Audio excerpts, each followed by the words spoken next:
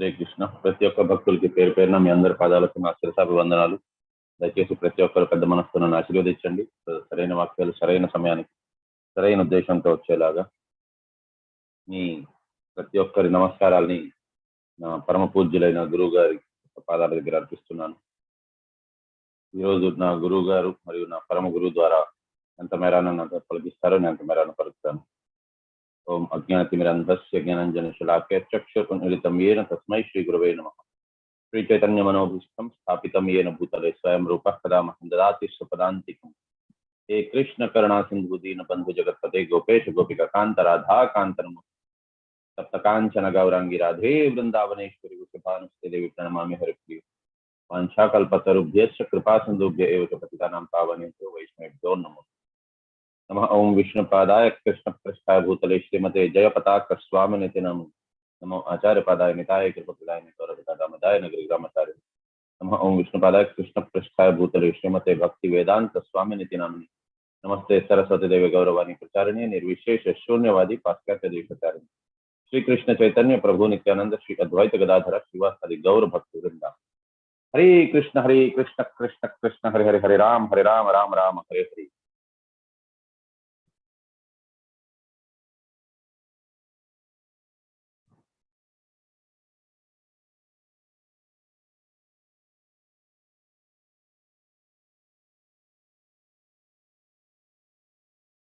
ఈరోజు పానీహాటి చిడాదహి festival.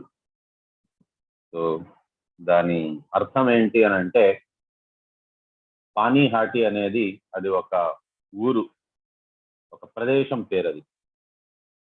So అది కలకటాకి దగ్గరలో ఉన్నది. నేను పర్వాలేదు మాతాజీ, అది పెట్టండి, భాగవతమే చెప్తాము, బట్ జస్ట్ ఒక్కసారి కొద్దిసేపు ఈరోజు విశేషత గురించి. సో అది కలకటాకి దగ్గరలో ఉన్నది. అండ్ చిడా అంటే బెంగాలీలోని అటుకులు, దహి అంటే పెరుగు, చిడా దొయ్యి అంటారు వాళ్ళు. సో అటుకులు మరియు పెరుగు. సో పానీహాటి అనే ఊర్లోని అటుకులు పెరుగు వాటన్నిటిని మిక్స్ చేసి అక్కడ ప్రసాదంగా ఇవ్వడం అనేది జరిగింది. మరి దాంట్లో ఏం విశేషత ఉన్నది? ప్రసాదం మనం ఎప్పుడు వెళ్ళినా సరే కూడా ఇస్కాన్లోని మనకు పెడుతూ ఉంటారు. మరి దాంట్లో విశేషత ఏమున్నది అని అంటే చాలా విశేషం ఉన్నది. రఘునాథ్ దాస్ గోస్వామి అని అతను చాలా ధనవంతుల యొక్క కుటుంబంలో పుట్టిన ఒక వ్యక్తి. ఒకగాను ఒక కొడుకు తన తండ్రికి అల్లారు ముద్దుగా పెంచారు, పెళ్లి చేయించారు. చాలా అందమైన భార్య, అనంత కోట్ల ఆస్తికి అప్పటి కాలంలోనే 12,000 బంగారు కాసులు అతనికి సంవత్సరానికి వచ్చేదనమాట.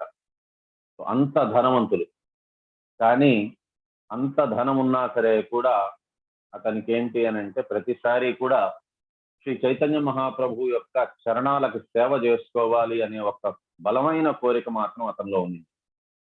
ప్రతిసారి అతను తన ఇంటిని, తన ధనాన్ని, తన అందమైన భార్యని, అన్నిటినీ కూడా భోగవాంఛలన్నిటినీ కూడా వదిలేసి అతను పారిపోవాలనుకునేవారు. కేవలం చైతన్య మహాప్రభు యొక్క సేవ చేసుకునే దానికోసం. అది కూడా జీవితం ఏ రకమైనటువంటి వ్యత్యాసించాలనుకుంటున్నారంటే ఒక భిక్షుది, అజాగర వృత్తి చేసే ఒక భిక్షు. సో ఆ రకంగా అతను తన జీవితాన్ని గడపాలి అని అనుకున్నారు. కాకపోతే అతనికి తన ఇంటి నుంచి ప్రతిసారి పారిపోయే యత్నం చేస్తారు, ప్రతిసారి పట్టుకోబడిపోతారు. ప్రతిసారి అతన్ని మళ్ళీ ఇంటికి తీసుకొని వచ్చేస్తారు. ఏం నాయనా నీకేం తక్కువ చేసావు అనేసి, ఎందుకు అలా చేస్తున్నావు, వచ్చేయకూడదా, ఎందుకు ఇలాంటి పనులు చేస్తున్నావు అని తండ్రి, తల్లి, తన భార్య కూడా, ఏమండి నేను మీకు ఏమైనా లోపం చేశానా, ఏమైనా సేవ చేయలేదా మీకు, ఎందుకు నన్ను ఈ రకంగా విడిచిపెట్టి మీరు పారిపోవాలనుకుంటున్నారు అని. సో అతనికి మాత్రం ఏంటి అని అంటే అతను సిద్ధ పురుషుడు, ప్లస్ అతను మనకి ఈ లోకంలో ఎందుకు అసలు ఈ ఫెస్టివల్ ని సెలబ్రేట్ చేయాలి అనేసి ఉద్దేశం ఏంటి అని అంటే, మనం ఈ లోకంలోని ప్రతి ఒక్కరు కూడా హిరణ్యాక్షులు, హిరణ్యకశిపులు. సో ప్రతి ఒక్కరికి కూడా ధనం కావాలి, పడక సుఖం కావాలి. సో అందరికీ ఈ రకంగా ఉన్నది.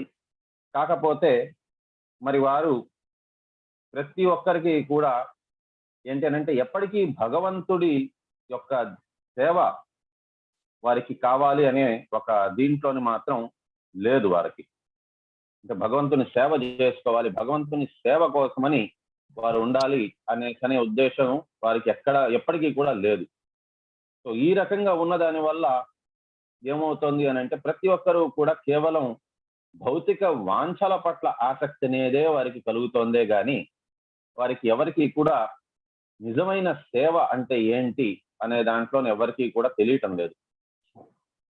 కాబట్టి రఘునాథ్ దాస్ గోస్వామి మనకేం చెప్తున్నారు అని అంటే ధనం అనేది మాత్రమే సర్వము కాదు, ధనం కంటే కూడా ఇంపార్టెంట్ ఏంటి అని అంటే భగవంతుని సేవ. సో అందుకోసమని మనం చేయాల్సింది భగవంతుని యొక్క సేవ అనేది మనం తెలుసుకోవాలి, అంతేగాని ధనం వెనక అసలు పరిగెత్తడం కాదు. ఎంత ధనం ఉన్నా సరే కూడా మనకి అది ఉపయోగం లేదు. భగవంతుని సేవ అనేది మనం చేసుకోగలిస్తే ధనం అనేది ఇంపార్టెంట్ కాదని నేను అనట్లేదు, కానీ మన అవసరాల కోసం అనేసి ధనం కావాలి, అంతేగాని మనం అతిగా దాన్ని గణించుకొని దాన్ని జీవితంలోని మనకి భక్తి నుంచి ఒకవేళ దూరం చేస్తుంది అని అంటే అది ధనం కాదు, అది లక్ష్మి అవ్వదు, అది చండికా రూపం ధరిస్తుంది. లక్ష్మీ రూపం ఎప్పటిదాకా ఉంటుంది అని అంటే ఎప్పటిదాకా అయితే నారాయణుడితో పాటు ఉంటారు అప్పటిదాకానే లక్ష్మీ రూపం. లక్ష్మి లేని ఇది నారాయణుడు లేని లక్ష్మి చండికా రూపాన్ని ధరిస్తుంది. సో కాబట్టి ఈ రకంగా మనకి రఘునాథ్ దాస్ గోస్వామి అతను చాటి చెప్పారనమాట. సో ఫైనల్ గా ఒక రోజు అతను వెళ్ళిపోతారు, ఇల్లు విడిచిపెట్టి. అతనికి తెలుస్తుంది పానీహాటి దగ్గరలో ఉన్నారు చైతన్య మహాప్రభు అని. అతను వెళ్ళిపోతారు. కానీ యాక్చువల్గా ఇక్కడ చైతన్య మహాప్రభు ఉండరు, అక్కడ కేవలం నిత్యానంద మహాప్రభు మాత్రమే ఉంటారు. సో రఘునాథ్ దాస్ గోస్వామికి ఏంటి అని అంటే నిత్యానంద మహాప్రభు గాని చైతన్య మహాప్రభు వారి దరిదాపుల్లో వెళ్ళాలంటే కూడా వారికి చాలా చాలా అవమానంగా అనిపిస్తుంది.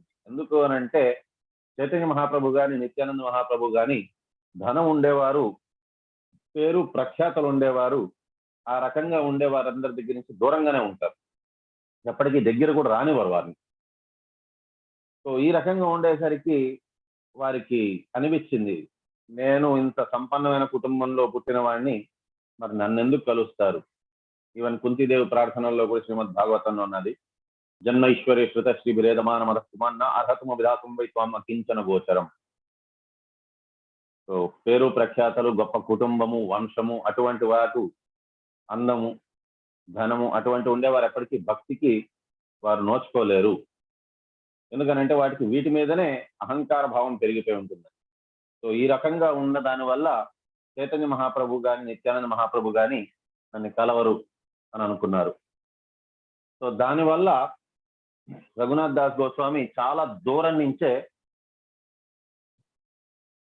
నుంచే అతను ఒక్క నిమిషం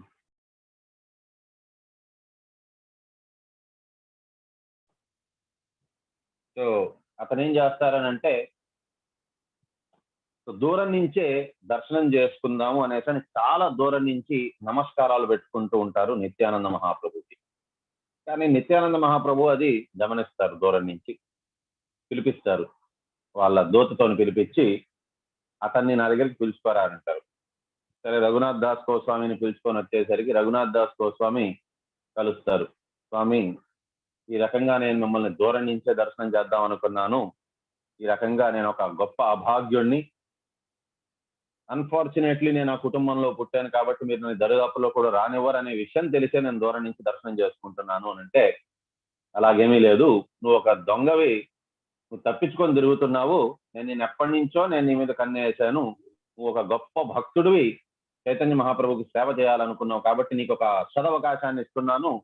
అందరికీ ఈ ఊర్లోని ఇది పానీహాటి అనే ఊర్లో అక్కడ అందరూ కలిసి ఉన్నారు గంగా నది ఒడ్డులో, అందరికీ కూడా నువ్వు చిడాదహి అంటే అటుకులు పెరుగు అది కలిపి అందరికీ ప్రసాదంగా పంచిపెట్టు అని అంటారు. వెంటనే రఘునాథ్ దాస్ గోస్వామి చాలా చాలా ఆనంద హర్షోల్లాసాలతోని వెళ్ళి ఆ ఊరి దరిదాపుల్లో ఉండే అన్ని జగాల నుంచి ఎక్కడెక్కడ అటుకులు ఉన్నా, ఎక్కడెక్కడ పాలున్నా, పెరుగున్నా అన్ని కొనేసి మామిడి పళ్ళు అవన్నీ కూడా కొని, సో ఈ రోజు మీరు ఒకవేళ గుడికి వెళ్ళినట్లయితే ఇస్కాన్ లోని అటుకులలోని పాలు, అటుకులలో పెరుగు, ఇంకా మామిడి పళ్ళు రసాలు అవన్నీ కూడా కలిపి ప్రసాదాన్ని భోగంగా నైవేద్యం పెడతారు భగవంతుడికి. సో ఆ నైవేద్యం పెట్టిన ప్రసాదాన్ని అందరు భక్తులకి పంచిపెడతారు. సో రఘునాథ్ దాస్ గోస్వామి యొక్క ఈ చరిత్ర ఎవరైతే వింటారో వారికి మమకారము లేకపోయిందా అతిగా ధనం మీద లేకపోయిందా అతిగా విషయవాంఛల పట్ల ఆసక్తి అనేది పెరగకుండా ఉంటుంది. వారికి చైతన్య మహాప్రభు మరియు నిత్యానంద మహాప్రభు యొక్క పరమ కృప లభిస్తుంది. సో ఇప్పుడు మనం శ్రీమద్ భాగవతం చూద్దాము. 3వ స్కందం 12వ అధ్యాయం 26వ శ్లోకం. హృది కామో భ్రువ క్రోధో లోభశ్చాధారదాచ్చదాత్ ఆస్యాద్ walk సిధవో మేధాన్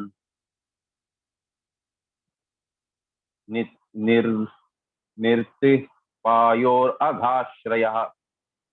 Translation: lust and desire became manifested from the heart of Brahma, anger from between his eyebrows, greed from between his lips, the power of speaking from his mouth, the ocean from his penis, and low and abominable activities from his anus, the source of all sins.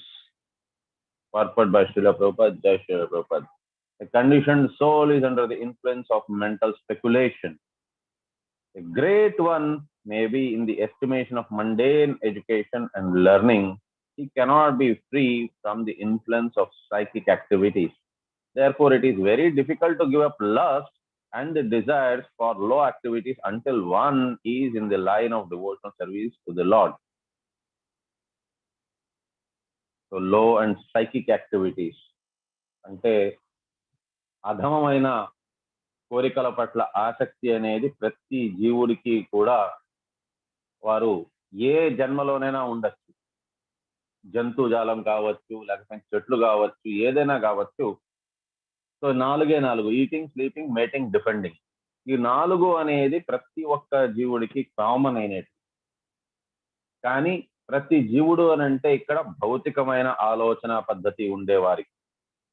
ఎవరైతే భగవంతుని పట్ల భక్తి యొక్క సేవలో నిమగ్నమై ఉంటారో వారికి ఏంటంటే హయ్యర్ టేస్ట్ కోసమని వారు ఆసక్తి చూపించేవారు. కానీ హయ్యర్ టేస్ట్ ఆసక్తి ఉండేటప్పుడు మాత్రమే లోవర్ టేస్ట్ అనేది వదులుతుంది. సో దీనికి ఎగ్జాంపుల్ ఎలాగానంటే, చిన్నప్పుడు మనందరికీ కూడా చాక్లెట్స్ తినాలనిపిస్తుంది. ప్రతి ఒక్కరికి అనిపించేది. నాకైతే చిన్నప్పుడు అనిపించేది, నాకు చాలా ఎక్కువ చాక్లెట్లు కొనుక్కోవాలి. ఇంట్లోని అమ్మా నాన్న వాళ్ళు ఒక సర్టెన్ లెవెల్ దాకానే ఇస్తారు, దాని తర్వాత వద్దని అంటారు. వారి మాటలు చెప్పడము, వారి శాసించడం, నేను పాటించడం అయిపోతుంది. నాకు ఉద్యోగం రాని, ఏదో ఒక రోజు నేను ఉద్యోగం చేయకుండానే ఉంటానా, నాకు జీతం రాకుండానే ఉంటుందా, మొట్టమొదటి జీతంతోనే చాలా ఎక్కువ చాక్లెట్లు కొనుక్కుంటాననిపిస్తుంది. మనందరికీ అలా చిన్నప్పుడు అనిపించుంటుంది. కానీ మనలోంచి ఎంతమంది ఉద్యోగం వచ్చినాక చాక్లెట్లు కొనుక్కున్నారు? ఎవరు కొనుక్కొని ఉండరు. కొనుక్కున్నా ఎప్పుడో ఒకసారి, అది కూడా మన కోసం కాదు. సో పిల్లల కోసమో ఎవరి కోసమో కొనిచ్చుంటాం. సో ఈ రకంగా హయ్యర్ టేస్ట్ అలవాటు పడినప్పుడు లోవర్ టేస్ట్ నుంచి ఆసక్తి అనేది పోతుంది. సో ఇదే రకంగా హయ్యర్ టేస్ట్ అనేది లేకుండా లోవర్ టేస్ట్ పై నుంచి ఆసక్తి పోవాలి అని అంటే పోదు. విషయవాంఛల పట్ల కోరిక అనేది ఎంత బలంగా నాటుకుపోయి ఉంటుంది అని అంటే, మనకి విషయవాంఛలు అనేది అదే మన జీవితం అనిపిస్తుంది. ఈటింగ్, స్లీపింగ్, మేటింగ్, డిఫెండింగ్, ఈ 4 తప్పించి వేరేది ఇంకేమీ లేదు జీవితం అని అనిపిస్తుంది. సో అటువంటి వారిని అసురులు అని అంటారు. ఎవరైతే కామోపభోగాలు ప్రళయాంతం దాకా అవే మనకి ఫైనల్ డెస్టినేషన్ అని అనుకున్న వారిని అసురులు అంటారు. కాకపోతే హయ్యర్ టేస్ట్ అనేది అని అంటే భగవంతుడి గురించి తెలుసుకోవడం, అథాతో బ్రహ్మ జిజ్ఞాస అనే కోరిక ఉన్నది అని అంటే మనకి హయ్యర్ టేస్ట్ గురించి అలవాటు వస్తుంది. అప్పుడు లోవర్ టేస్ట్ ని విడిచిపెట్టే అవకాశం ఉంటుంది. ఎంత ఎక్కువ హయ్యర్ టేస్ట్ కి అటాచ్మెంట్ ఉంటుందో అంత తక్కువ లోవర్ టేస్ట్ నుంచి డిటాచ్మెంట్ వస్తుంది. When one is frustrated in lust and low desires, anger is generated from the mind and expressed from between the eyebrows. Sanghat sanjayate kama, kama krodho bijayate. So కామం వల్ల క్రోధం వస్తుంది. ఆ క్రోధం అనేది సహజంగా ఎవరికైనా సరే ఇప్పుడు కోపం ఉన్నది అని అంటే వారి ముఖ కవలికలు బట్టే తెలిసిపోతుంది వారికి కోపం వచ్చింది అని. ఎందుకు? వారి కనుబొమ్మలే చెప్పేస్తాయన్నమాట. Ordinary men are therefore advised to concentrate the mind by focusing on the place between the eyebrows. So అందుకోసమనే మన ఎక్స్ప్రెషన్ ఏదున్నా సరే కూడా మన కనుబొమ్మలు ముఖములోనే తెలిసిపోతుంది. ఆనందం ఉన్నదని అంటే కనుబొమ్మలు ఒక రకంగా పెడతారు, కోపం ఉన్నది అని అంటే ఒక రకంగా పెడతారు, బాధ ఉన్నది అని అంటే ఒక రకంగా పెడతారు. సో కనుబొమ్మల వల్లనే తెలిసిపోతుంది అనమాట. అక్కడ ఆజ్ఞాచక్రం ఉంటుంది. ఆ ఆజ్ఞాచక్రం వల్ల మన ఎక్స్ప్రెషన్ అనేది, ఫేషియల్ ఎక్స్ప్రెషన్ మనకి తెలియకుండానే మారిపోతూ ఉంటుంది. సో అందుకోసమని ధ్యానం చేసే వారికి ఆ ఆజ్ఞాచక్రం మీద ఫోకస్ చేయమని చెప్తారు.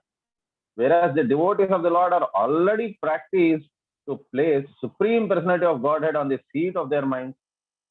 ఇప్పుడు మీరు అదే ఒక యోగా ప్రక్రియ చేసేవారు అంటే అష్టాంగ యోగం కానీ లేకపోయిందా ప్రాణాయామం అటువంటివి చేసేవారిని చూడండి, భృగు మధ్యలోని మీ దృష్టిని కేంద్రీకృతం చేసుకోండి అంటారు. సో అక్కడ ఏమున్నది, దేని ఫోకస్ చేయాలి అని అంటే అక్కడ ఒక పాయింట్ని మీరు తలుచుకొని ఫోకస్ చేయండి అని అంటారు.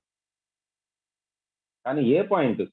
అదొక ఆర్టిఫిషియల్ పాయింట్, అది లేదు కానీ అక్కడ ఉన్నది అని తలుచుకోండి అంటారు. కానీ భక్తులకు అలా కాదు. భక్తులకు తెలుసు ప్రతి ఒక్కరికి కూడా శరీరంలోని, మనసులోని భగవంతుడు ఉన్నారు అని.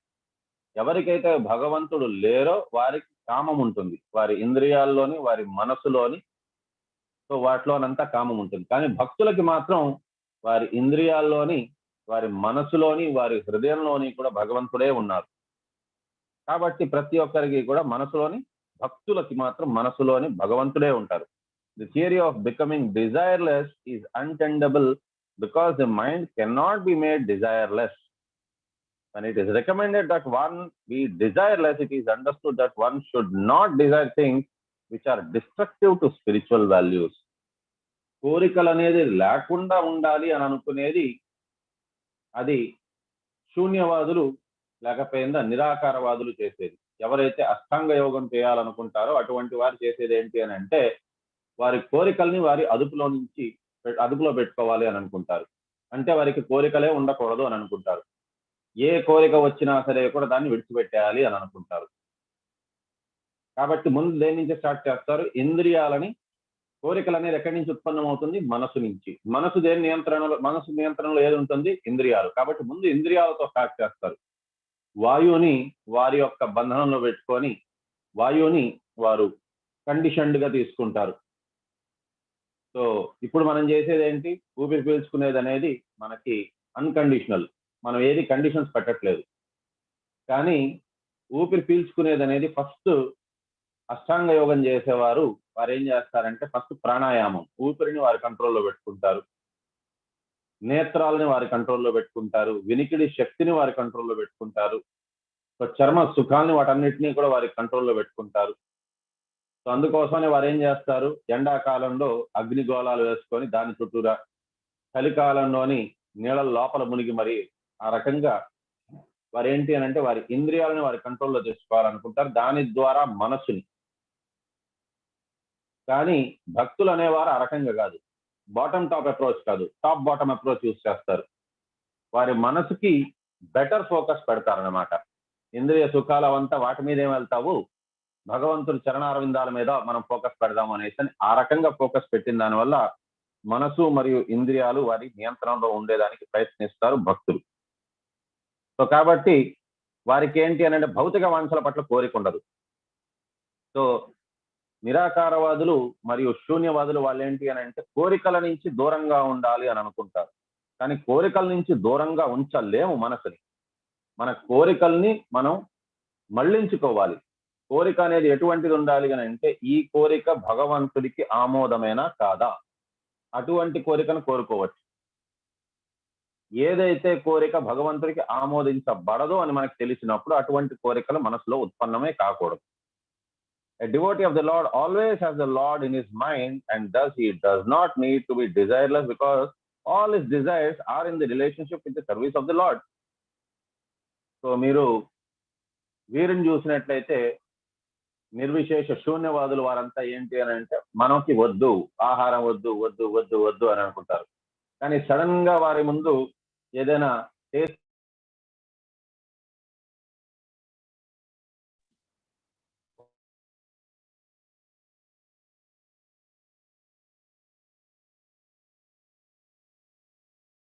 అటువంటి వారికి సడన్ గా ఏదైనా వారికి టేస్టీ ఆహారం పెట్టేసరికి వారి నియంత్రణ మొత్తం కోల్పోతారు వారు. సో దానికి ప్రూఫ్ ఏంటి అని అంటే విశ్వామిత్రుడు. అతను కూడా ఏంటి అని అంటే కేవలం అతను వశిష్ఠ ముని కంటే కూడా గొప్ప ఋషి అవ్వాలని అనుకున్నారు. దానివల్ల అతను ఏంటి అని అంటే అతను ఏదో తపస్సు చేశారు. చేసింది కూడా భక్తితోని కాదు, అతను ఒక శూన్యవాది. సో ఆ రకంగా అతను చేశారు. చేసిన దానివల్ల అతను గొప్ప ఋషి అయితే అయిపోయారు. కానీ అతని ఇంద్రియాల మీద పూర్తి నియంత్రణ అనేది రాలేదు. నియంత్రణ రాకపోయిన దాని వల్ల ఎప్పుడైతే మేనకాట అనే దిగుతూ వచ్చారో అతను ఆ కోరికల్ని అణుచుకోలేకపోయారు.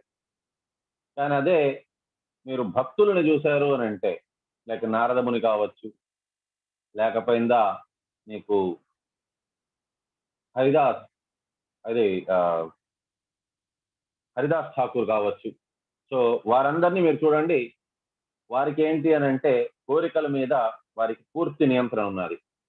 ఎంతో అందమైన వయసు వచ్చి నాతో మాట్లాడవయ్యా అని చెప్పినా సరే కొద్దిసేపు తల్లి, మళ్ళీ వారిని ఎక్కడ కూడా అవమానించరు, వారిని తక్కువ చేసి మాట్లాడరు. తల్లి కొద్దిసేపు మీతో మాట్లాడాలనే ఉంది, కానీ ఇగో ఈ జపం ఉంది కదా నాకు, ఈ జపం ఒక్కటైపోగానే సరే కూర్చొని మీరు కూడా వినండి కాసేపు, అయిపోతుంది, ఇస్తే అయిపోతుంది. కూర్చుంటారు, హరినామ జపం చేస్తూ ఉంటే వింటూ ఉంటారు. కొద్దిసేపు తర్వాత మళ్ళీ ఇతను కాసేపు మాట్లాడతారా, అమ్మ ఇగో ఇంకా కొద్దిసేపే, ఏమనుకోవద్దు, మాట్లాడాలని నాకు ఉన్నది కొద్దిసేపు. ఈ రకంగా ఆవిడ చేత వెయిట్ చేయించి ఆవిడ చేత కూడా హరినామాన్ని వినేలాగా చేసి, అంతగా రుచి ఉంటుంది మీకు హరినామాన్ని ఎప్పుడు చూసినా మీరు జపిస్తున్నారని 3 రోజులు వెయిట్ చేసిన తర్వాత అడిగేసరికి, అబ్బా తల్లి మీకు కూడా ఇదిగో మాల ఇస్తాను, ఒక్కసారి మీరు కూడా చేసి చూడండి ఈ హరినామాన్ని. 3 రోజులుగా ఒక శుద్ధ భక్తుల దగ్గర విన్నారు. ప్లస్ అతని చేతుల ద్వారా ఒక మాలను తీసుకున్నారు ఆ వైశ్య. అంటే దాని అర్థం ఏంటంటే ఇనిషియేషన్ అయినట్టుగా, గురువు చేతి నుంచి మాల తీసుకోవడం అని అంటే ఇనిషియేషన్ అయినట్టుగా, హరినామాన్ని విన్నారు అని అంటే గురుముఖంగా అది ఇనిషియేషన్ అయిపోయినట్టుగా. సో ఎప్పుడైతే అంత గొప్ప గురువు దగ్గర ఇనిషియేషన్ అయిందో ఆవిడ శుద్ధ భక్తురాలు అయిపోయారు. ఆవిడ ఆ చెడు మార్గాన్ని విడిచిపెట్టుకున్నారు. సో ఇది ఒక భక్తుల యొక్క లక్షణం. వారు ఏంటంటే వారి కోరికల్ని మళ్లించుకుంటారు భగవంతుడు పక్కకి. So desireless because all his desires are in relation with the service to the Lord. The power of speaking is called Saraswati or the goddess of learning. And the birthplace of the goddess of learning is the mouth of Brahma. So చదువు, జ్ఞానం ఏదైనా సరే కూడా సరస్వతీదేవే. జ్ఞానం గాని, walk శక్తి గాని, నోటి నుంచి మాట్లాడేది ప్రతి ఒక్క మాట కూడా సరస్వతీదేవి అనుగ్రహం వల్ల వచ్చేటిదే. అండ్ సరస్వతీదేవి బర్త్ ప్లేస్ ఏంటి అని అంటే ఈ learning is the mouth of Brahma గారి నోటి నుంచి. Even if a man is endowed with a favour of goddess of learning, it is quite possible for his heart to be full of love and material desire and his eyes brows to display symptoms of anger. ఎంత సరస్వతి అనుగ్రహం ప్రాప్తి పొందిన వారైనా అయి ఉండొచ్చు, కానీ వారి మనసులోని మాత్రం కామవాంఛలు ఉండిపోవచ్చు. సో అటువంటి వారికి మాత్రం సరస్వతీదేవి అనుగ్రహం ఉన్నా సరే కూడా వారి క్రోధం అనేది ఉత్పన్నమయ్యే అవకాశం ఉంది. One may be very learned in the mundane estimation, but that does not mean that he is free from all low activities of lust and anger. So వారికి ఎంత వేద పఠనమైనా చేస్తుండొచ్చు, కానీ కామము, క్రోధము, లోభము అనే వాటి నుంచి పూర్తిగా విముక్తులైపోయారు అని మనం చెప్పలేము. And at the same time devotees కూడా ఇమ్మీడియట్ గా వారికి భక్తి మార్గం అవలంబించగానే వారికి పూర్తిగా వదిలిపెట్టేస్తారు అని కూడా కాదు. సో ప్రభుపాదులు వారు దానికి ఎగ్జాంపుల్ గా కూడా ఇస్తారు. ఒక ఫ్యాన్ ఆఫ్ చేయగానే వెంటనే అది ఆగిపోదు, ఫ్యాన్ కొద్దిసేపు తిరుగుతుంది. అంటే ఎవరైతే భక్తి మార్గంలో ఉండే దురాచారులు, వారికి ఏంటి అని అంటే ఎంత దురాచారుడైనా సరే కూడా వారు భక్తి మార్గంలో ఉన్నారు అని అంటే వారికి చెడు కార్యకలాపాలు అనేది ఆగిపోతాయి. కానీ ఇమ్మీడియట్ గా ఆగిపోకపోవచ్చు, కొంత సమయం పట్టచ్చు, కానీ ఖచ్చితంగా ఆగిపోతుంది. అందుకోసం భగవద్గీతలో కృష్ణుడు కూడా చెప్పారు, అపిచేత్ సుదురాచారం భజరామాం అనన్య భక్తాదురేవ మంతవ్య సమ్యక్ వ్యవస్థితో హితః. సో అటువంటి వారు ఎవరైతే ఎన్నో పాపాలు చేస్తుండొచ్చు, అధమమైన పాపాలు కూడా చేస్తుండొచ్చు, కానీ వారు ఎప్పుడైతే వారు పాపాలను తెలుసుకున్నారో, వారు పాపాలు చేశారు, చాలా పెద్ద తప్పు చేశారు, చాలా పశ్చాత్తాపడుతున్నారు, ఈ రకంగా భగవంతుడి పాదాలని వారు ఆశ్రయిస్తూ నేను ఇంకెప్పుడు ఆ పాపాలు చెయ్యను, నన్ను క్షమించండి అని చెప్పని ఎవరైతే భగవంతుని పాదాలు పట్టుకుంటారో అటువంటి వారిని మాత్రం మనం మహాత్మా అనే పిలవాలి. అందుకోసమని ఈ శ్లోకం చెప్పారు. కానీ ఎవరైతే ఈ రకంగా వారు భగవన్ నామ జపం చేస్తున్నారు కాబట్టి ఎటువంటి పాపమైనా వారి నుంచి వదిలిపోతుంది అని అనుకొని వారు నామ జపం చేసిన తర్వాత కూడా వారు ఒకవేళ పాపం చేస్తున్నారు అని అంటే దాని యొక్క పనిష్మెంట్ మల్టీఫోల్డ్ అవుతుంది. అటువంటి వారిని ఈవెన్ సుఖదేవ గోస్వామి ఎవరితో కంపేర్ చేస్తున్నారు అని అంటే, వారు మదం ఎక్కిన ఏనుగు ఏదైతే చక్కగా నీటిలో స్నానం చేసిన తర్వాత కూడా మళ్ళీ ఆ మట్టిని తీసుకొని దాని శరీరం మీద పోసుకుంటుందో ఆ ఏనుగు స్నానంతో కంపేర్ చేస్తారు అటువంటి వారిని. Good qualifications can be expected only from a pure devotee who is always engaged in the thought of the Lord or in samadhi with faith. So మంచి క్వాలిఫికేషన్స్ అనేది, మంచి ఆచరణ అనేది ఎవరి దగ్గర నుంచి ఎక్స్పెక్ట్ చేయొచ్చు అని అంటే భక్తుల దగ్గర నుంచి. కానీ అందరు భక్తుల దగ్గర నుంచా కాదు, అందరు భక్తులు ఆ రకంగా ఉంటారని కాదు, అందరు భక్తులు సరైన మార్గంలో ఉన్నారు. కానీ వారి ఆచరణ ప్రతి ఒక్కరిది కూడా అద్భుతంగానే ఉంటుంది అని అంటే కాదు. వారు over a period of time మిగతా వారు కూడా భక్తులుగా మారిపోతారు, మంచి భక్తులుగా. కానీ అందరూ కూడా ఇమ్మీడియట్ గా మంచి భక్తులేనా అని అంటే అందరూ ఇమ్మీడియట్ గా మంచి భక్తులు కాకపోవచ్చు.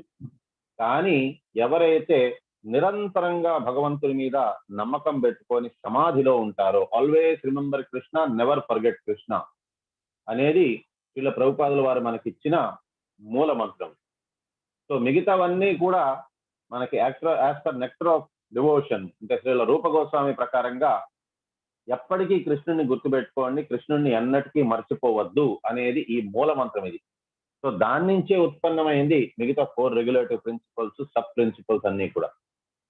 సో మొట్టమొదటిగా ద మోస్ట్ ఇంపార్టెంట్ ఫీచర్ ఏంటి అని అంటే ఎప్పటికీ కృష్ణుడిని గుర్తు పెట్టుకోవాలి. కృష్ణుని ఎప్పటికీ కూడా మరచిపోరాదు. ఏది చేసినా కృష్ణుడి కోసమనే మనం చేయగలచాలి. మనం ఏ పని చేసినా భగవంతుడు లేక గురువు దాంతోని సంతృప్తి పడతారా, సంతృప్తి పడరా అనేది ఆలోచించుకొనే మనం మన కర్మలు చేసుకోగలిస్తే అది అన్నిటికంటే కూడా ఉత్తమమైనది. ఇక్కడితో మనం విరామం తీసుకున్నాం. వంశకల్పతరుభ్యో కృపాసింధుభ్యో ఏవ చ పతితానాం పావనేభ్యో వైష్ణవేభ్యో నమో నమః. అనంతకోటి వైష్ణవ బృందకి జయ. నమాచార్య శ్రీ హరిదాస్